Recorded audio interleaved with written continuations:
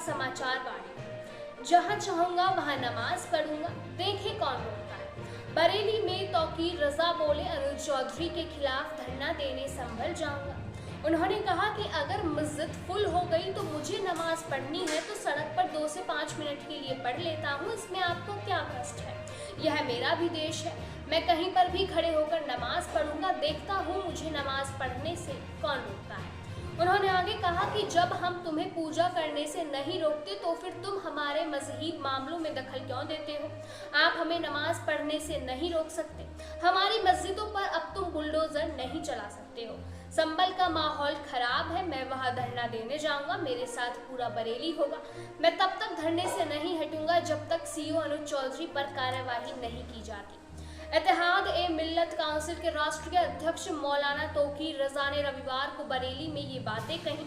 दरअसल यूपी सरकार ने सख्त हिदायत दी है कि ईद की नमाज सड़कों पर बिल्कुल न पढ़ी जाए। उन्होंने आगे कहा कि तुमने आज तक जो किया वह सरासर नाइंसाफी है, आत्ममंथन करिए। तुम जो कर रहे हो और मुगलों ने जो किया था उसमें कितना अंतर है। अगर मुगलों ने गलत किया है तो तुम ये साबित करो कि तुम जो कर रहे हो वह सही है। आगे उन्होंने कहा कि बेगुनाह मुसलमानों को मारा जाता है। हम अपने मुल्क में जो देखते हैं कि फिराकत ताकतें मुसलमानों के खिलाफ साजिश रच रही हैं। कब्र तोड़ने के लिए कुछ गुंडे बाहर निकलते हैं, उन गुंडों पर कोई कार्यवाही नहीं होती, जबकि बेगुनाह मुसलमानों को मारा जाता है और गिरफ्तार किया जाता है। आगे उन्होंने बाबर गद्दार नहीं राणा सांघा गद्दार, इस पर भी बातें कही। बाबर असल में हिंदुस्तान नहीं आया था, उसे बुलाया गया। बाबर ने हिंदुस्तान पर कभी हमला नहीं किया।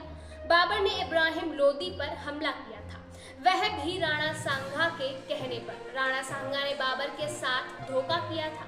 वह आगे कहते हैं कि राणा सांघा की कोशिश थी कि बाबर यहाँ आए और हमला करे, लेकिन राणा सांघा ने बाबर के साथ वादा खिलाफी की। इससे नाराज होकर बाबर ने उन पर हमला किया। राणा सांघा ने धोखा किया। राणा सांघा ने अपने देश के साथ गद्दारी की, इसीलिए बाबर गद्दार नहीं है, राणा सांघा ही गद्दार है। ऐसी ही और अपडेट्स जानने के लिए जुड़े रहिए हमारे साथ।